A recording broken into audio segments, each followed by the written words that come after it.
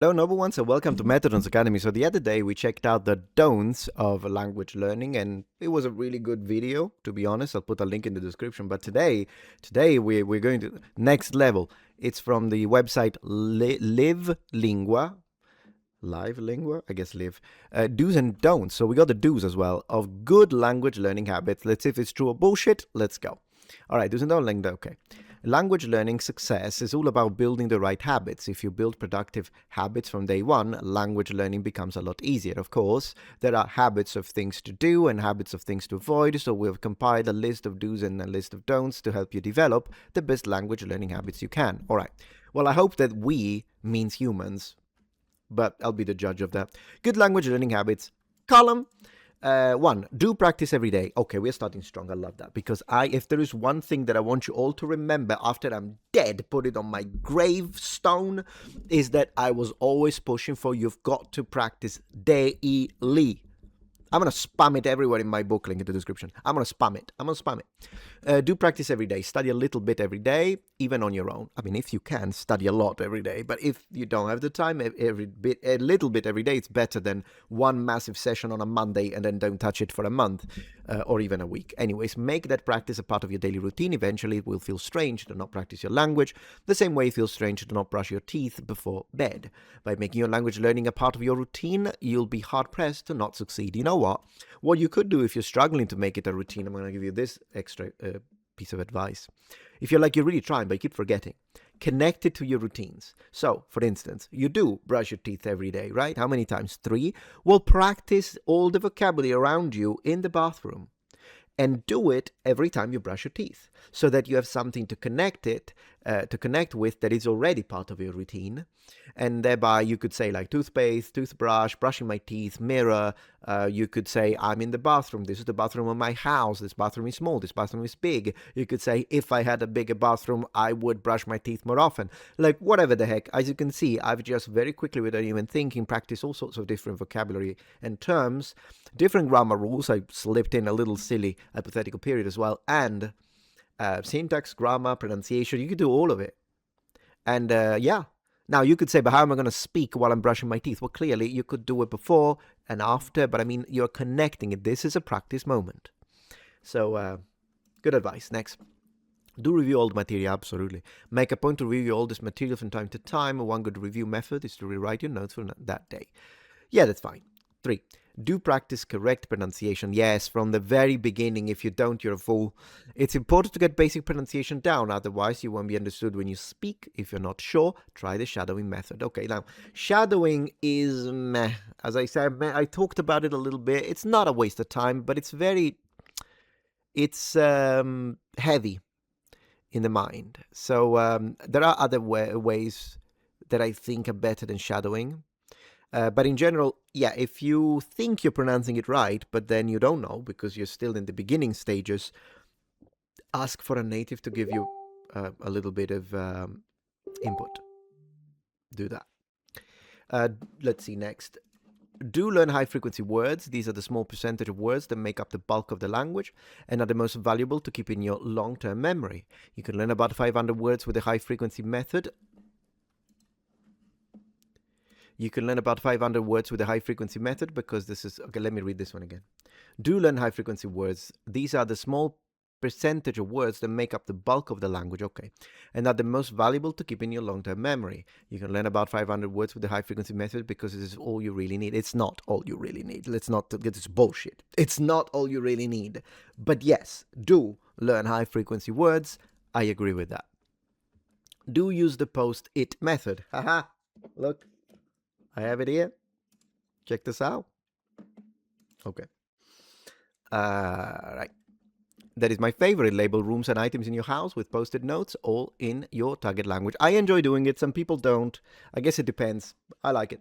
Do travel to a country where they speak the language you're learning. When you feel confident with the basic language, fly abroad. If you can, of course. There is nothing better than a study trip to immerse yourself in a foreign language. Now, I agree with that 100%. In fact, I would argue that moving to another country once you have the basis down.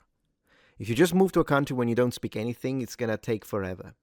But if you already have like maybe a year of deep study of the language and then you move to the country where they speak the language, then your growth will be exponential because you're going to be able to actually use it because you have a level that allows you to do it. Like you're still maybe a lower intermediate, but you're not a complete beginner. And so that's enough to be able to make the most of that experience. Of course, if you can, not everyone can. Do work on volunteer abroad. Apply and accept a job abroad to help improve your language skills. Fine, okay. Do breathe and think before speaking. If you tend to freeze up when you try to speak in a language you're learning, count to 3 and think before speaking.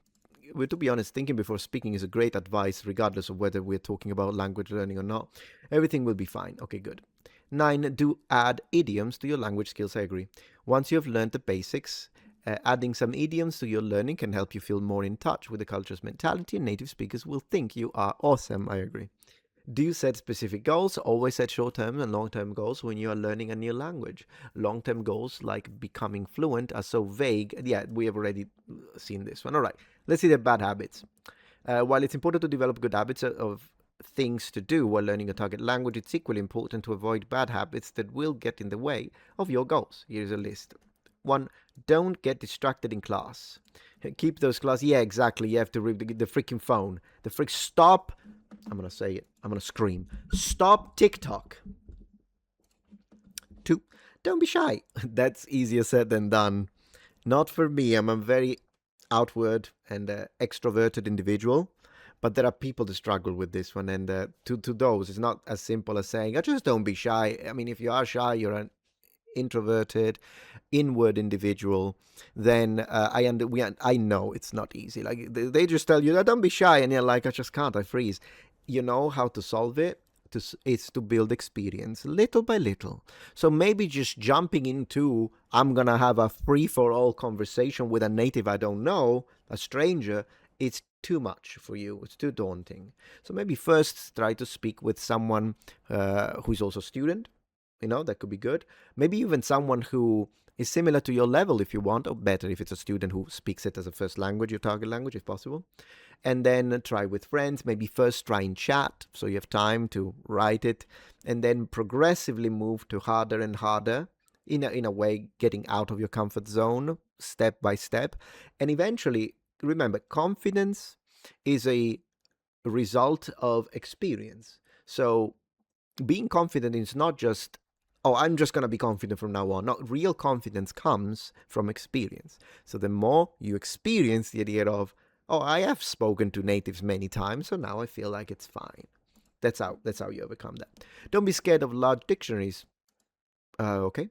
Don't be lazy.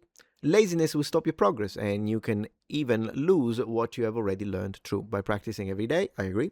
Even when you really don't want to, you'll avoid route. Yes, true. But then again, if you feel, one thing I want to add, language learning should always feel fun. So if it's a day when you don't feel like it, maybe what you don't feel like is reviewing grammar notes or reviewing vocabulary or just really doing a deep focus on pronunciation. Maybe you don't want to do that. Then don't do it. Don't force it. Don't force it, because you shouldn't create a negative connection to what you do in your mind when it comes to language learning.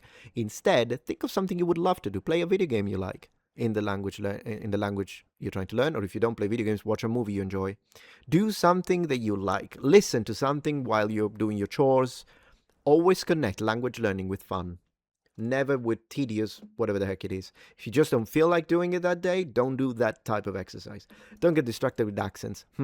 While it's important to get your pronunciation clear and correct, trying to learn a perfect accent isn't completely necessary. True, but some people enjoy it. So if you're someone like me who really enjoys trying to dissect all the different components of an accent, do it. The important thing is being understood. Yes, right. But also, for most languages, there are numerous dialects and accents to choose from. Save that for later. Wrong. No, this is bullshit. Never save something like that for later, because when you're trying to review pronunciation, you are choosing an accent. Now, my general suggestion is go with the main language accent, meaning like the capital's accent if it is based on the capital, or the one that is considered standard, unless you have a reason not to. That reason could be small, like my wife is from Osaka, so I want to learn Osaka Ben, not Tokyo Ben, as they call it in Osaka, or Hyojungo, as it's actually called. So that's fine. Or like if you're passionate for a specific dialect or regional variety, should we say, then it's fine. But otherwise, if you're insecure, you're not sure, and it doesn't really matter to you, choose the one that sounds more beautiful to you, or in general, choose the standard variety. But whether you choose to speak with a Texas accent, a New York accent, a standard general American accent, Manchester accent, London, Scottish, you've got to choose that early on. Absolutely. Because otherwise, you're going to have to relearn things that have already mapped in your mind, in your organs of speech. So, yeah. With the help of a good teacher, anyways, it wasn't too bad. Kind of short, I guess. I'll read the ending. With the help of a good teacher and strong resources, these language learning habits will help you progress even more quickly towards your language goals. Yeah, they're very, very generic, but sure. Above all, though, the most important thing is to get started. Schedule your first Skype lesson with one of our teachers. There you go. That's a push. That's a push. And you'll be well on your way to fluency. All right. So they offer teachers, I suppose. Well, cool. Appreciated it. It was kind of fun to read. Let me know what you think, if you agree, disagree. And thank you for joining Metatron's Academy. Have a good one.